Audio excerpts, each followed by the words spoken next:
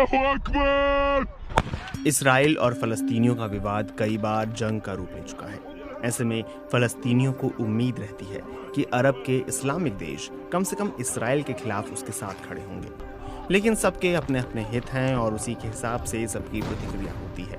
ताज़ा संघर्ष में भी ऐसा ही कुछ देखने को मिला और ये कोई नई बात नहीं है। कुछ साल पहले ही साल 2020 में जब यूएई, मोरक्को, बहरीन और सूडान ने अब्राहम अकॉर्ड्स के जरिए इसराइल को मान्यता दी, तो तुर्की ने इसका विरोध किया था, जबकि तुर्की के इसराइल के साथ राजनयिक संबंध पहले से ही थे।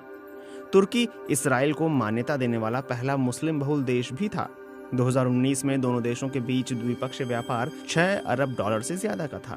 हमास के हमले से ठीक पहले तुर्की के राष्ट्रपति अर्दोआन इसराइल जाने वाले थे। सऊदी अरब भी खुलकर फलस्तीनियों के अधिकारों की बात करता है, लेकिन इस हद तक नहीं जाता कि पश्चिम को एकदम से नाराज कर दे। यूएई ने तो इसराइल और गजा में मौजूदा हिंसा के लिए हमास को ही जिम्मेदार ठहराया है। वहीं ईरान खुलकर हमास का समर्थन कर रहा है और इसराइल पर सीधे उंगली उठा रहा है। ईरान के हितों का अपना समीकरण है और उसी के हिसाब से वो प्रतिक्रिया दे रहा है। सऊदी अरब और हमास के रिश्ते भी उतार चढ़ाव भरे रहे हैं। 1980 के दशक में हमास के बनने के बाद से सऊदी अरब के साथ उसके सालों तक अच्छे संबंध रहे, लेकिन 2019 में सऊदी अरब में हमास के कई समर्थकों को गिरफ्तार किया गया था, जिसके बाद दोनों के रिश्तों में कड़वाहट आ गई। साल 2000 के आसपास हमास की करीबी ईरान से बढ़ने लगी थी। दिलचस्प बात यह है कि हमास एक सुन्नी इस्लामिक संगठन है, जबकि ईरान शिया मुस्लिम देश है, लेकिन दोनों की करीबी इस्लामिक राजनीति की वजह से है। बहरीन का रुख करें तो उसने हमास के हमलों की आलोचना की है। वहीं यूएई ने हमास के हमले को गंभीर और तनाव बढ़ाने वाला बताया है।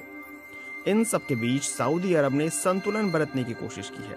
हालांकि उसने इस्राएली कब्जे का जिक्र किया है और हमास के हमले की निंदा ना करते हुए खुद को फलस्तीन के साथ खड़ा दिखाया है।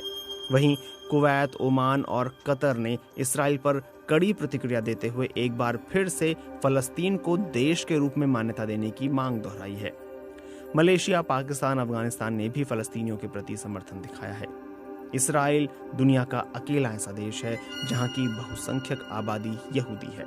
ये एक छोटा सा देश है, लेकिन इसकी सैन्य ताकत का लोहा पूरी दुनिया मानती है। इसराइल भूमध्य सागर के पास मिडिल ईस्ट का देश है।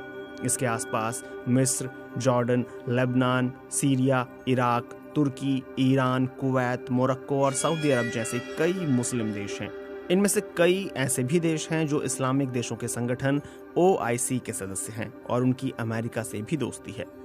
ऐसे में सवाल ये उठता है कि क्या वाकई ये तमाम इस्लामिक देश फलस्तीनियों के लिए आपसी मतभेद भुला देंगे? खाड़ी के कई देशों में भारत के राजदूत रह चुके तलमीज़ अहमद इस बारे में पहले कह चुके हैं कि इस्लामिक देशों की प्रतिक्रिया दिखावे भर से ज़्यादा कुछ नहीं है।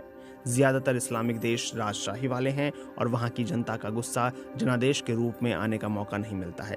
ऐसे में वहाँ के शासक फलस्तीनियों के समर्थन में कुछ बोलकर रस्म अदायगी कर लेते हैं।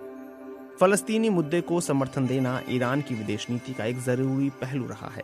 सऊदी अरब और इसराइल के बीच कभी कूटनीतिक रिश्ते नहीं रहे, लेकिन ईरान दोनों का साझा दुश्मन है। लगभग पूरे मध्य पूर्व में समर्थन और सलाह के लिए कुछ देश ईरान तो कुछ सऊदी अरब की ओर देखते हैं। इसराइल और फलस्तीनियों के मुद्दे पर भी ऐसा ही होता दिख सकता है।